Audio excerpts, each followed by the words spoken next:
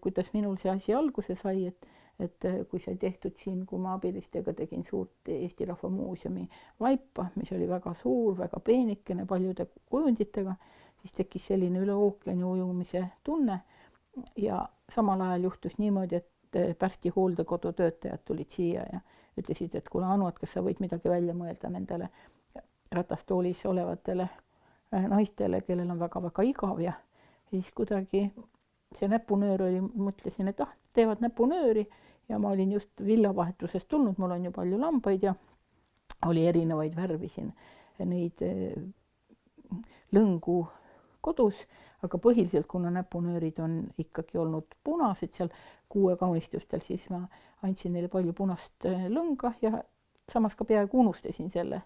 Natukene aega läks mööda ja need samad töötajad tulid ja tõid meil suured kerad neid näpunööre ja vaat siis ma vaatasin, et ohohoo, et nüüd läheb lahti ja tuli selline mõte, et nende näpunööridega siis tumeda kanga peale joonistada pilte, nii nagu kogu aeg oli mul kuskil poolalateadvuses see soov ja vajadus just saada inspiratsiooni oma mulgikuuest, sellepärast ma olen ikkagi isa poolt mitmed põlve mulk ja üks on selline, mille nimi on mulkide sugupuu ja terve see raam ja see sugupuu on siis, mulkide sugupuu on kõik ühe punase nööriga, ainult need kaabud on sellise aplikatsioontehnikaga sinna peale pandud ja kui te hästi hoolega vaatate, meie president on ka ju Mulgimaalt pärit ja võib-olla tunned, kas sa tunned siin presidendi ära siin vaiba peal?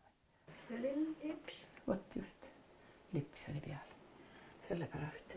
Mina alati ütlen nii, et kui nimetissõrmed on need 2 sukavarast, millega kududa, mina hoian niimoodi pingul, siis endast kaugemale ühe nimetissõrme alla torkan sinna aasa sisse teise nimetissõrme ja püüan samapoolse lõnga endal selle sõrme külge ja tõmban aasa kinni. Aga mis on ääretult oluline ja mis algajatel vahele natuke viltu kisub minema, et alati on vaja selle nimetissõrme siis püüda mina võtan endast kaugemale, püüan sama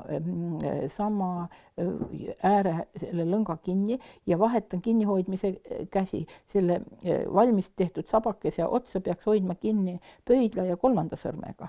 Siin on üks punane vaip ja punasel vaibal on jällegi, kuidas mulgid lähevad. Üitsainus Mulgimaa on selle vaiba nimi ja siin mulgid lähevad üle Pikassilla ja mõned mulgid on kalal siis jõe peal ja mõnedki lähevad siis üle selle silla. Ja niisugune väga ühtlane, tore, väikene, armas nöörikene on, siis algajatele võiks soovitada jämedamat materjali. Siin on üks lapse tehtud, päris armas lapse tehtud liblikas. Jälle need liblika tiivad oranžid on kõik ühe hingetõmbe või ühe joonega tehtud. Siin on üks usk, lootus, armastus.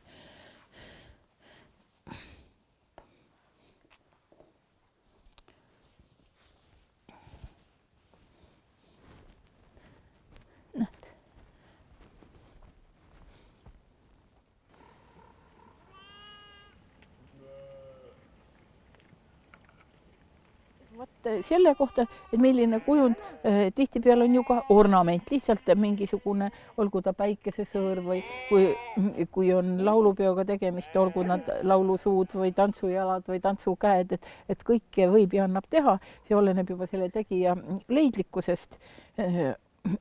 Aga mina ikkagi kogu aeg näen rõõmuga, et kui sellest algest või selle mulgikuue kaunistusest, et hästi oluline on ikkagi see meeles pidada, et ta oli niisugune hoidev ja kaitsev ja sõõr ja ring võib-olla või ka vana kurje peletav kujund ja just need väikesed aasad ja sämbud, mis on olulised või mis on tüüpilised sellele näpunöörile nende kuue kaunistustele, et need võiksid seal nende kujundite juures edasi elada.